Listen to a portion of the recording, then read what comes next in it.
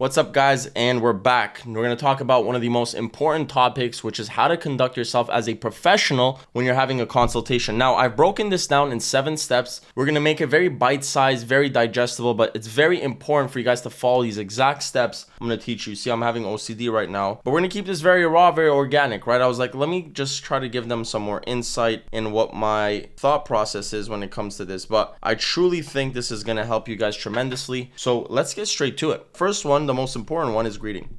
So what's important with greeting is actually not necessarily you saying, hey, welcome to the shop. It's actually knowing their name before they come in. Why that is because you're already building trust and credibility from the start, and you're just strengthening that relationship. The reason why is because no one else does it. You have to ask yourselves these things, right? It's like, what could I do to really stand out from my competition and add these small little layers that's going to add to the service and make them feel really welcomed, and also make them feel like, wow, I've never experienced anything like this. And it has nothing to do with you having to give them more product, with you having to give them an incredible wash, with you having to do their nails. Has nothing to do with that, but actually how you treat them in their service. So greeting goes like this. Chris, what's up, man? My name's Alexi. Welcome to Silver Arrow Salon. Now, did you notice how I also mentioned the establishment they were at? That's very, very important. A lot of people miss that. It's because sometimes, guys, they do forget, after having an incredible service, an incredible haircut, they do forget, what shop was I at? Yes, in some cases they did book online, but if it's a walk-in, what if they just forgot that establishment and you just forgot to mention the name of the establishment, and now they don't even know where it's at? Again, it's never gonna come to that point, but it's just, again, adding those little layers. So greeting means knowing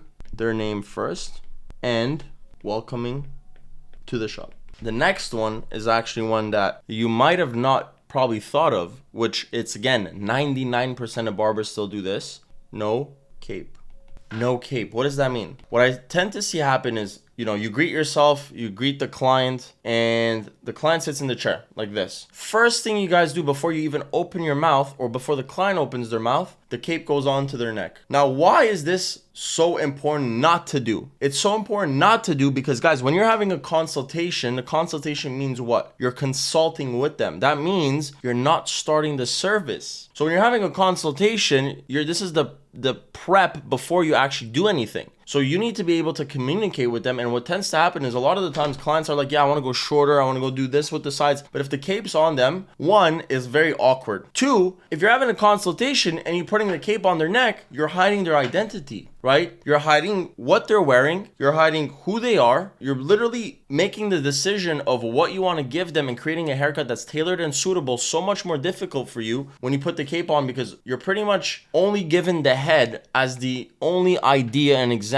for you to go start your service. For me, a lot of the times, I base the haircut based off of what they're wearing, who they are, and obviously the hair. But if I block what they're wearing, it's very hard for me to start creating something that's suitable and tailored for them, okay? Because at the end of the day, we're tailors, right? So yes, no cape means do not start service, okay? Do not start service. 3, eye level. Okay, a lot of the times the barber will be behind the client. What we want to do is we want to be eye level. So we want to have this conversation almost like you're one-on-one, like you would normally communicate with anyone else, right? So you don't want to be behind them, you want to be in front of them. And again, this is going to build more trust. Plus, what they're going to feel is like, holy cow, this guy has confidence. This guy is an expert. This guy has the confidence to sit in front of me, which no one does, right? Or not sit, but stand and really just communicate with me. And why I say eye level, guys, is because you're not going to stand over him. You're going to slightly lean on your station. Why? You want to be in a relaxed state, because if you're in a relaxed state and if you're not awkward, if you're not making it awkward, they're not going to feel the same way, right? So we want to make sure that we're leaning, we're relaxed while we're communicating with them. Very important. So why eye level is because you need to be leaning a little bit. You need to be eye level to them. Let's say you're standing up here and they're up here. They're not going to be able to communicate with you, and there's going to be this level of, and this fear of like, okay, this guy's over me. They're not going to feel comfortable, right? So eye level means stoop down to their level. Number 4, what do you guys think it is? Open-ended questions. Okay, so right now at that point, you go and start asking, Chris, how are you doing today? Great, amazing, man. So Chris, tell me, man, how are you feeling about your hair? What do you like about your hair? What do you dislike about your hair? 2 questions you need to ask. What do you like and what do you dislike? Guys, Literally, after asking those 2 questions, stop talking. Reason why is because you need to let them finish the sentence, because all you need to do now is register. You're clicking the record button in your brain, because based off of just these questions alone, guys, this is enough information to start your service. Genuinely, those 2 questions are the most important questions when it comes to a consultation. So open-ended questions means, what do you like? What do you dislike? Okay, let them speak. Let them decide what they like and dislike. Let them tell you where they want to go shorter, where they want to keep more length. That's what you're going to find out through these 2 questions. Again, people don't realize this. Permission. I want you to go and ask them again. This is another way of, it's just building more trust. Especially if it's their first time, guys. This is the importance of doing this when it's your first time client. Obviously, you could start breaking things down a little bit when you have clients that have been coming to you for years, but this is where you build way more trust now. You ask for permission. So then you go, cool, man, Chris, definitely hear you. Love what you're saying. Do you mind if I have a look here? Okay, boom. Now you're in behind the head, right? You're going through it with the comb. You're really analyzing what you want to do. Permission. Why? Obviously, they're going to say yes. They're not going to say no to you. They want you to cut their hair. But again, it's building that trust. Okay? Building trust. And 6 is going to be suggestions. So one thing I really want to mention, in between permission and suggestion, guys, there needs to be at least a buffer time of 5 minutes. I want you guys to compose yourselves, and I want you guys to hold the frame of it being silent. A lot of people have this fear of like, I need to fill in this gap in this empty space, because if it's silent, then they're going to feel awkward. Guys, anytime you feel awkward, they feel awkward. Anytime you feel confident, they feel confident. They're going to reciprocate your energy. So it's up to you to hold that frame and feel confident. And here's the thing you have to understand. It is so normal, and it's actually a necessity. If someone,